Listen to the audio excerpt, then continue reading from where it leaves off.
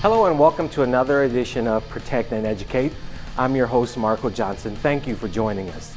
School safety has been a concern not only here, but across the country, which will be our focus today. Joining me is Chief Nicholson with the Kansas City, Kansas Public Schools Police Department. Chief, thank you for joining us. Thank you for having me. First off, how safe are our schools? So we have a large dedicated staff of personnel that do nothing. Their sole purpose in their employment is to protect our kids and our employees. We have a capacity of 72 people. We're not to full capacity right now, but that includes police officers, school safety associates, and administrative staff that do nothing but do their best every day to protect our kids.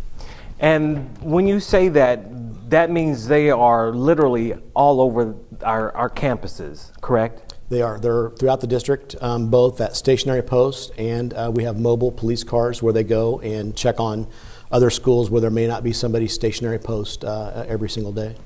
Why is that so important?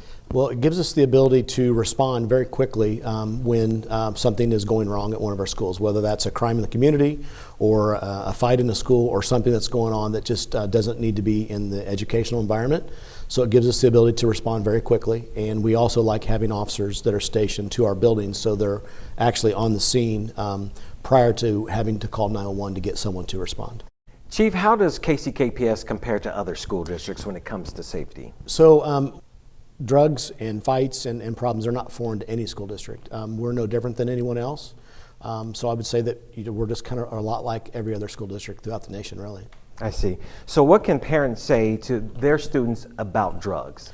So, when I grew up, if you were going to try marijuana, for example, trying marijuana one time wouldn't kill you. But because of the high content of fentanyl and some of these things, just a very small, minute amount can kill you. So the first time that a child decides they want to experiment and try something like this, it could end their life. Now, your department has gone through training, correct? We have. So we have several different sets of trainings that we go through, and one of them that we just went through was Narcan training. So all of our officers and all of our school safety associates carry Narcan, in addition to other school employees like nurses. So if we have something that resembles a fentanyl overdose, then we can issue that Narcan and hopefully save a life.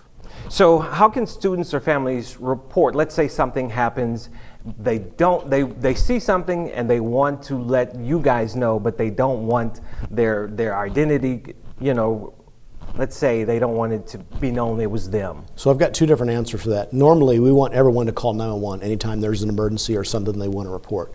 But in the second scenario, if there's somebody that doesn't feel confident and doesn't want to divulge their personal information or tell us who they are, they can very simply call the TIPS hotline, no different than the TIPS hotline that you see in Kansas City, Missouri through the Crime Commission.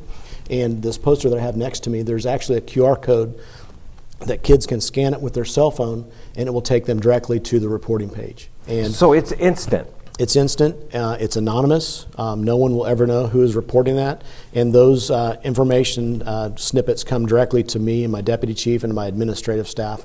And when we get those, we act on them immediately. How important is it for the community to get involved in things like this? We always hear about no snitches and all of that, but how important is it? So we don't know what we don't know. We can't be everywhere at once. I told you that we had a staff of about 72 people, but we have a large district with 24,000 students and 4,000 employees. We can't be everywhere throughout the city at one time. So it takes the whole community and everybody in our schools. If they see something that just isn't right, they have to report it to us in order for us to have a safe environment at school. Chief, I want to thank you and your department for what you do, especially keeping our students and our staff safe. I also want to thank you for tuning in. And once again, this is Protect and Educate.